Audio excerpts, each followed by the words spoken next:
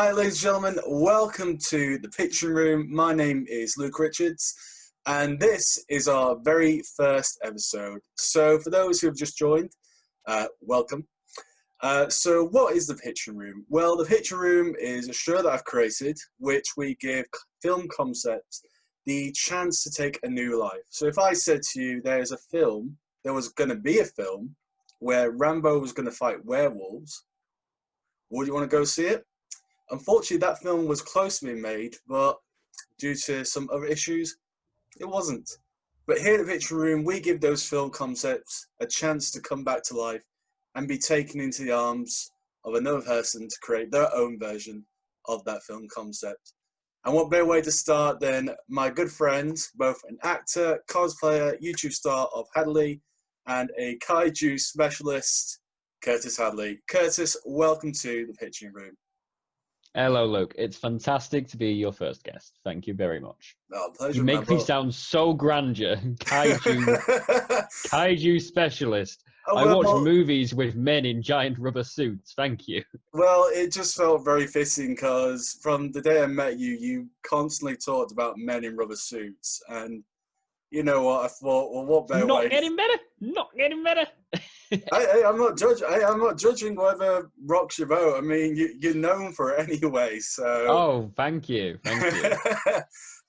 So for those that know, Curtis is a channel where he talks about evolution, but he's most famous for his love of a very particular icon of Japan. Is that correct? I'm the Godzilla guy somehow. Fantastic. Well, before we enter the pitch, we're going to give a little backstory, just give an idea of what we're talking about. So, let's see what we're talking about. So, Curtis, how do you feel of 1998's Godzilla? I both love it and I hate it. Because here's the thing, the case with me and a lot of other Western fans is this is our first initial exposure to Godzilla.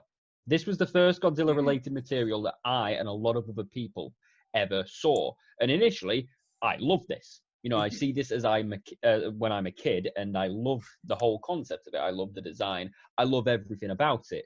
But then as it goes on, and you're like, no, I love this. I want to see more of this. And you realize that you were looking at The Last Jedi. No offense. You were looking at The Last Jedi of Star Wars, and there's a lot better other things. So from a nostalgic point of view, I love it. Yeah. From a fan of Godzilla and good content, are we allowed to swear on this show? You know what? It's the first show. It's such an error. You can say all the swear words you want. I fucking despise it! Oh, man. Yeah, like you said, I remember seeing this in the cinema when it came out, and I just remember the buzz around it. I mean, the poster itself is iconic. You know, it's awesome. Yeah. It's great, and you know, it's got all the ingredients of success. I remember it's in adverts. The music was great. You know, Jamiroquai on the size does matter. Size does matter. I don't know if you ever saw there'd be like the full size foot on the side of a bus and like actual size. Yeah, because honestly, it had some badass marketing. It was, because the trail was amazing, because they didn't give away what Godzilla looked like. It was only a little perspective. So the poster, you saw the foot, and no one, you saw the eye. And the film trailer, you just saw the outline, like New York shaking, and you just saw an outline of this big big lizard. So yeah, and to think that this was Sony's first attempt at taking a well-known character, because they bought the rights back in 1992 from is it Toho? Toho Productions. And for years, they've been trying to make a Godzilla film to introduce to Western audiences. But the funny thing is, like, they had a great ingredients. You know, they had Ronald Emmerich, who just completed doing Independence Day, and he's we had a good at disaster movies. He would sound a perfect fit, yeah. Yeah, exactly. And, you know, you got a well-known cast like Matthew Broderick and a few of the cast members. And all of the cast members of The Simpsons. Exactly. Hank Arizona playing a guy called Animal. So, you know, it was one of those projects where it looked like it was going to be a massive hit, but when it came out, it was just ripped apart by critics. at its core, it was made with a very fundamental misunderstanding of the Mm. property. You know, they essentially went, right, big monsters. What big monster do we have? King Kong. Okay, we'll do like King Kong, but with Godzilla. They made Mm. him sympathetic. He was really humanized. Jurassic Park wasn't long before this, so obviously they want to bank on the success of that. And it's not Godzilla. It's Mm. all there is to it. I mean, I think the design's quite cool, but it's a lot more than just the design. You know, he didn't breathe Mm. fire. He wasn't a big destructive force of nuclear energy like he's supposed to. All Mm. these Mm. substance and style from the character completely removed. It had more in common. To be fair, if they'd have called this The Beast and Mm. had it as like a remake of The Beast from 20,000 Fathoms and not Godzilla, it'd Yeah. probably be one of the most loved American films of that time period. Exactly, because it is a very 90s Godzilla look, because it's, Oh, you know, it's a very 90s film. it is, you know, it's like, it's the Mercedes of Godzillas. It's the Ferrari of Godzilla monsters, you know. Um, yeah, so this film was made on a budget around 150. It made 300, around 350, 370 in money. But again, it was, you know, crisply ripped. I mean, it's infamous because there's two characters in that film that are based on Roger Ebert and Yeah. Gene Siskel. You know, very obvious two As a middle fingers. director, because Roland Emmerich had had so many, you know, they weren't really a fan of his movies. But even Mm, then, they didn't. I think it was either Siskel or Ebert had a quote like after this film was like, "Yeah, it was quite funny that we were characters in it, but like, why didn't Godzilla step on us or something? Why would you just have us as characters in it, but then not actually do anything with that? You know?" mm. Yeah, and it was very, you know, it was just that thing of like, well, you took a dig at me, I'm going to take a dig at you, but it was a very bad joke. It was a very, They didn't even take a dig, no, really. it was just, he's fat, he's bald. Hmm.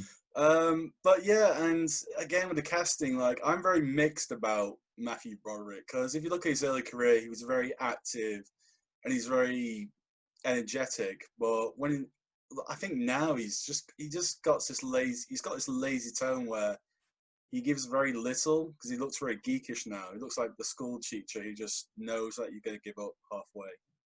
Hmm. Um, but yeah, so unfortunately, this was going to be Sony's first attempt at making a trilogy with Godzilla, and this is what leads us on to our next segment, which is called The Film That Never Was, and this was Godzilla Part 2.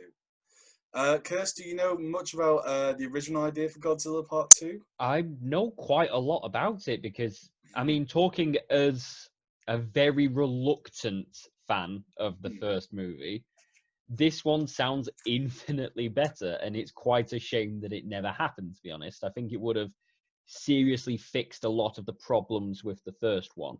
I almost wish, no, in fact, I do fully wish this one had happened. Even though it's a sequel to a film that is bad, it would have done nothing but good things for that film. Exactly, because they had Tam Murphy write the script, and he's written for Disney like Atlantis and other films like the Tarzan film. And the best thing Hmm. about this film is he gives characters like a full arc, and he likes to expand on the story. And what was really interesting about and Godzilla 2 is it takes place after the first film, and you It know. picks up on the cliffhanger set up at the end. Exactly. So what happens is that Matthew Broderick's character discovers the last baby of Godzilla, and there's this little comical part where he's trying to like hide the baby Godzilla under a coat. In like a Ninja Turtles style Yeah, big coat with him like looking out from under the hat. yeah, and just like a tail wagging from behind. So you got people going what? And so what happens is that they get to the docks. They get called out by a homeless guy. I think it's supposed to be like the same homeless guy from the first Godzilla film. So I'd this, love that if it's like You know, like how in Lilo and Stitch they have that one man with the ice cream who constantly gets his ice cream knocked Yes. over by Stitch. If this poor one homeless man keeps encountering Godzilla, like in the last one, he goes on vacation to Japan, and then suddenly Godzilla shows up again. That would have been fantastic. That would have been fantastic. It's like, oh, I dealt with one big lizard. Oh, what's this lizard? And so what happens is that Matthew Broderick's character, whose name still to this day, Nick to Metropolis. Nick Napoles. So what happens is that he gives the baby tough love because the baby has actually imprinted on him, thinking that it's his mother. So he abandons the baby, and the baby literally just swims away, you know, with mixed feelings. And then the film picks up 2 years later, and suddenly more reports coming out of strange things happening in Australia. So a cruise ship has gone, like a cruise ship has crashed onto the island, and all the passengers have disappeared. A village has lost 1,000 people, and like all the inhabitants are gone. And Nick and Sean Reynolds' character come back along with a new character, female lead, and they're saying, "Oh well, it can't be Godzilla. This is not Godzilla. Godzilla's dead." And then all of a sudden, we discover that Godzilla is actually the new Godzilla is actually alive and has 3 babies. And what's funny enough is they do the whole like very dramatic, like 2 alphas and 1 runt. So obviously, like the little runt one's getting bullied by hyenas and then is saved by the mother. And in the development, obviously Nick and the French character, whose name I can't recall, I'm just going to call him Sean. Either, but he was the best character in the first film. Exactly. I would love it if he was still going around like Australia going, "You got this coffee? You got this French cappuccino?" No. That's just going to be his whole arc. He's just trying to find the best place that does... He's got a whole like side arc that's nothing to do with Godzilla. That would be a great... That would and then in the last... in like the last one of the trilogy, he finally finds a place. Squashed by Godzilla. Exactly. So he's very hesitant to believe that Godzilla's changed. However, the new Godzilla, the big one, figures out that Nick is his imprinted mother. And so there's this little hijinks where Nick's asleep and the Godzilla sleeps next to him, the babies. And then... Which is a missed opportunity there itself. And what happens is we discover that Godzilla is not the one stealing the people from these villages or killing anyone. It's actually a Mothra-like creature. I don't think they classed it as Mothra, but it's sort of like similar. I think they classed it as... It's a large insectoid creature. Yeah. So what happens Which even that has got its fair share of interesting history around it. Exactly. I mean, because Mothra has always been that sort of ally to Godzilla, and to... Well, I don't think it's specifically as much... I don't think it is as much Mothra, but rather interestingly, a lot of the elements that a lot of the good elements that we're going to be using in this film have been recycled, again, like Star Wars style, into different properties, because the creatures that are described in this script are vaguely similar to the Mutos, which would then show up in Godzilla 2014. Yeah, they're vaguely similar to them, and physically also seem quite similar to Mega Gyrus, who is a different Toho kaiju who would appear after the rights return back to Toho. Oh, right. The whole idea of like the big mutant dragonfly creature. Yeah, because what was interesting about Godzilla 2 is they figure out that this bug and its like offspring are the ones stealing all the people, and there was going to be a really scary scene where you see these bugs carrying thousands of people into this cave, and they're all screaming, and then the screaming suddenly stops. Like they go in, and it stops. What was really interesting about Godzilla 2, what they were trying to get, was they were going to actually introduce Monster Island. Yes. Quite similar to what came in from Kong Skull Island. You know, it was going to be quite a variety, and there was going to be that food chain. But because Godzilla was gone, that food chain has erupted now, and the queen bee has actually taken over. The queen bee, is that what she's called? Well, queen bitch. I think that was I think that was in the script, just queen bitch. Yeah, the big insectoid creature canonically is called the queen bitch in quite a nice. I imagine as a reference to aliens, because the xenomorph kind of looks insectoid. Yeah, exactly. So Nick, the Frenchman, or Jean Reno, and the new family go to this island with Godzilla, and there was going to be a big fight scene. And later on the film, two of the babies were going to die, and you think the runt of the baby was going to die as well. And this was actually going to be the first time that we were going to see Godzilla taking its powers as well. Obviously with the infamous blue lightning. Yeah. Because there's a shot where Godzilla goes into the water, and you see the blue lightning.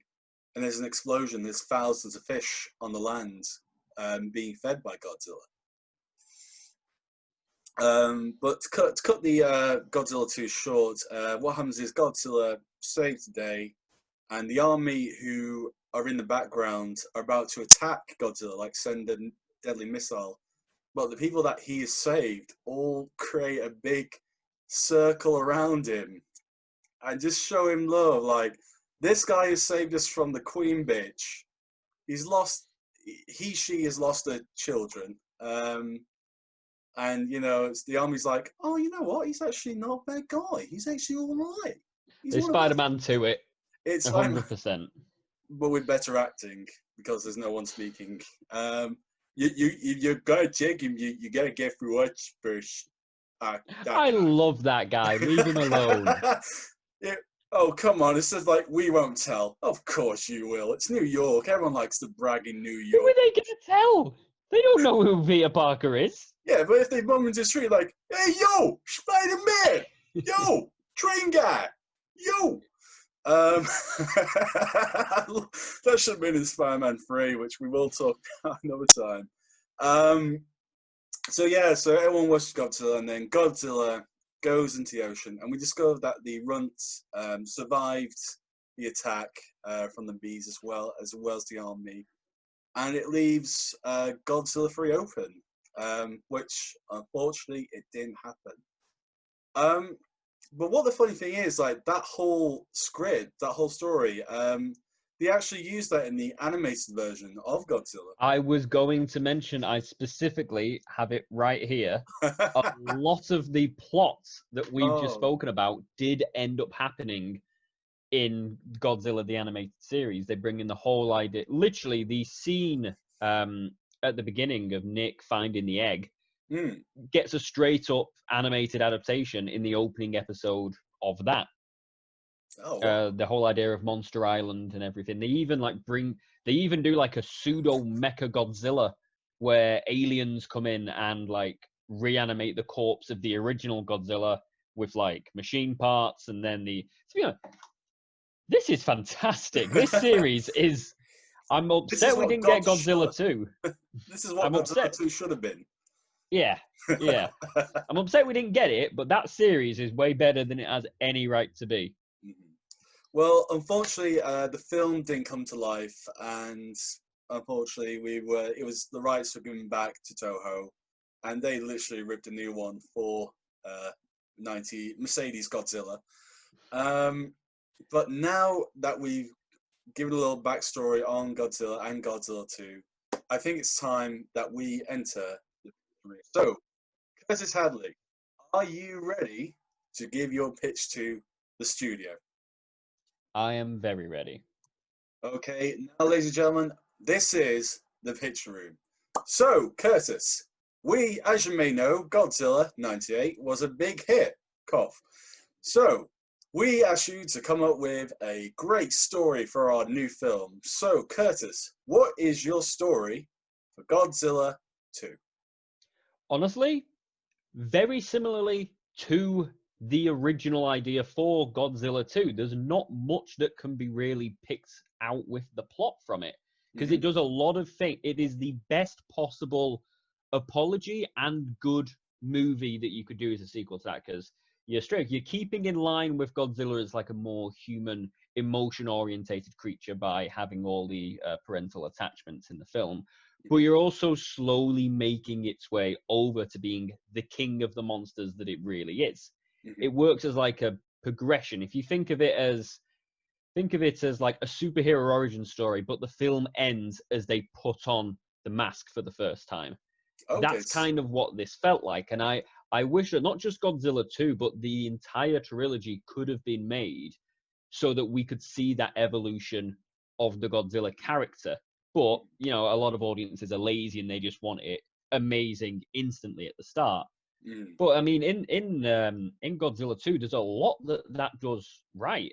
I mean, it brings back the threat of the whole nuclear fallout thing by introducing the Queen Bitch. You know, Godzilla was not the only creature that was affected by the mutation. There's a lot of other creatures all over the world that have been affected by it. Mm-hmm. Which, Excellent. which was a big part of Godzilla's missing origin. As you say, he eventually does get the atomic breath, and it's like a slow evolution of the character. Mm-hmm. As for what I would change from it, for me, the character of Nick Totopoulos only sticks in my head because there's that really recurring unfunny joke about the fact that his name's complicated to say. I'd maybe keep him in it, but not as the main character. I'd maybe introduce like probably someone of Japanese descent to be like a more main character in it. Specifically, there's a character in the Heisei Godzilla series who is a telepath who is able to communicate with Godzilla on a very kind of basic level. You know, she can vaguely influence him, but, you know, there's no actual conversation said between the two. I'd maybe want to bring in someone like that and make Godzilla a bit more of an uncontrollable force. I'd maybe want his relationship with Nick Totopoulos to be more like Blue the Velociraptor and Owen Grady from Jurassic World. So as much as I think the imagery of a giant Godzilla curled up at the bottom of a bed would be adorable, I think I'd like it more. Yes, they were on good terms when Godzilla was a baby, but now it's more Godzilla won't kill him, but that's it. Okay, so taking the elements of Tam Murphy's script, so you for your version of Godzilla 2, you would introduce more of the Japanese influence as well. Yeah, I'd say it did very, very close to just being a fantastic sequel. And to be honest, if that film had come out the way it was already, there wouldn't be much else for me to say to it. This is just like the kind of nitpicky, very polishing it off kind of thing.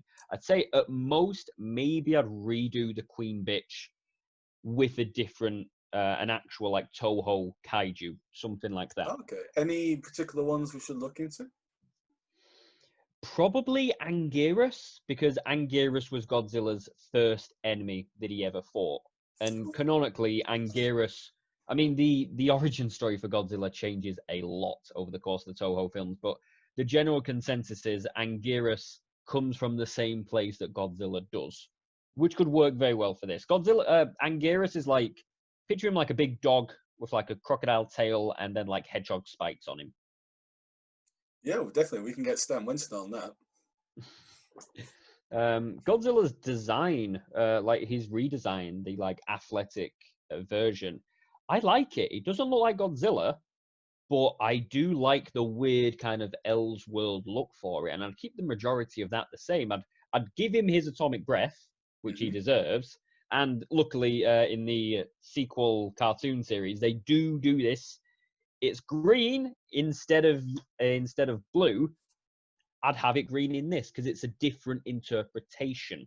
The way I see it with this, we could either completely retcon it and try, now Godzilla walks upright and is slow moving. No, I think this first movie set up a brilliant jumping off point for what could go on to be a very good trilogy. It's just a shame that I'm convinced that if Godzilla 2 had come out on its own, unrelated to the original TriStar Godzilla, people would have loved it. I think it'd be a very good first attempt. Obviously, they didn't, but quite interesting for you. The character of Godzilla from this film, when the rights went back to Toho, they retained that version of the character and actually rebranded it as Zilla, because that film took the god out of Godzilla. So they literally took the god out of Godzilla and named that character just Zilla now. And then when the original film was very unsuccessful and all the rights went back to Toho, Toho decided to keep making Godzilla movies. And then in Godzilla Final Wars, utterly fantastic. It's the first time it has ever happened. A incarnation of Godzilla has fought another incarnation of Godzilla. Final Wars is meant to be like a big showdown where they bring in all the different other kaiju, and Zilla shows up in this movie. That boggled my mind when I found out that the Godzilla from that movie actually shows up in a Japanese Godzilla movie, and the fight lasts about 12 seconds and he dies instantly. Okay, so in your version of the pitch, so as a producer, I'm looking out. So we're going to keep Tad's script, but you want to add more Japanese influence and more of the character's origin. You want to change the villain to a dog crocodile. I think we get Stan on that, yeah. And you do you want to keep the same actors? Do you want to recast it? Because obviously you want to keep Matthew Broderick if he's still around. I'd keep Broderick. I'd keep the French guy. I'd Mhm. bring in a bit more. I'd struggle to say more experienced cast. I don't think there were necessarily very bad performances in this, but I feel well, to be honest, I think this film sequel could have done with the equivalent of Ken Watanabe's character in the new Godzilla movie. Excellent. Okay, that's fine. So again, going back to getting something that's really good. So for your pitch, are you going to, so you're keeping the same beats as Ted's script, but obviously the changes. Is there anything that you would say to, who would you have to direct? Would you have Emmerich to direct the film again, or would you get a new director or hire someone else? In an ideal world, Peter Mhm. Jackson, mainly because of his work on King Kong. I think Hmm. if he could bring the kind of heart to it that genuinely, I mean, no one really watches TriStar Godzilla and actually cares about Godzilla, not until the death scene at the end. Yeah. But I feel specifically the kind of paternal love that goes on between Godzilla and Nyctotopoulos and then Godzilla and the Runt could be translated very well over from Peter Jackson's King Kong. That, or just have me direct it. Oh, fair enough. And what would be the suggested budget for this film? More than the original. So are we saying 2 million? 200 million? Yeah, at minimum, yeah, because A the minute. Okay, the the well, CGI in that movie doesn't hold up very well, and there's no excuse for that. Have you seen Jurassic Park? Yeah, yeah. that came out a lot earlier than this film, and it holds up a lot better than that does. Oh, well, it's got Spielberg magic. So for your version, you've got Peter Jackson as director. You're going to influence more the origin of Godzilla, Japan. You're going to have a different villain, and for that, your budget's around 200 million. Okay, I like A how lot you. of the script changes, and to be honest, at core, a lot of the changes that I have suggested are from a fan's point of view, because you've Okay. scorned the fans with the first movie, Mm, so you need to not only apologize and fix the mistakes that you made then, but also still produce a very good movie as well. hmm. And that's what this would be. This would be like a golden ticket between making the fans happy and being a good movie as well. It Oh, would be kind of the equivalent of Avengers Assemble, in that it's got all the nice fanboy moments that all the fans want, but it also does very well as a movie in general. You know, it brings in a perfect jumping on point for fans of Godzilla, and people that have never seen it before could also really enjoy it, which right now, the original film doesn't do that. This could make up for the mistakes of that. okay, so so it's going to be a mini reboot. in a sense. Essentially, it would still take place in the same continuity, but functionally, it would work as, still call it like Godzilla Returns or something. Yeah, that's another one. Godzilla 2. No, don't call it Godzilla 2. That's kind of crap. Okay, sorry. So, one sec. Jill, we're not going to call it Godzilla 2. We're going to call it Godzilla Returns. Yes. Godzilla Down Under. There you go. Godzilla Down Under. Yeah, we're gonna knock hard on that Australian gold. Yeah. Okay. All right. So is that going to be your final pitch? Are you gonna? So this is Curtis Hadley's Godzilla Down Under, not Godzilla 2. Godzilla Down Under. In my ideal world, that would be the perfect way to do a sequel to that movie. And to be honest, the original pitch for this movie was pretty on the right tracks in the first place. I just feel there could be a few more tweaks that, if they'd have happened, would have completely changed the Western interpretation of Godzilla altogether. Fair enough. All right, well, that sounds like a very promising pitch. So what we like to do is, obviously we've covered what Godzilla 2 would have been, what would be your version, but now it's time to leave it to our audience, where we ask them, would you either watch the original version of Godzilla 2, or would you go with Curtis's version of Godzilla 2? All we ask is that you leave your thoughts in the comments below.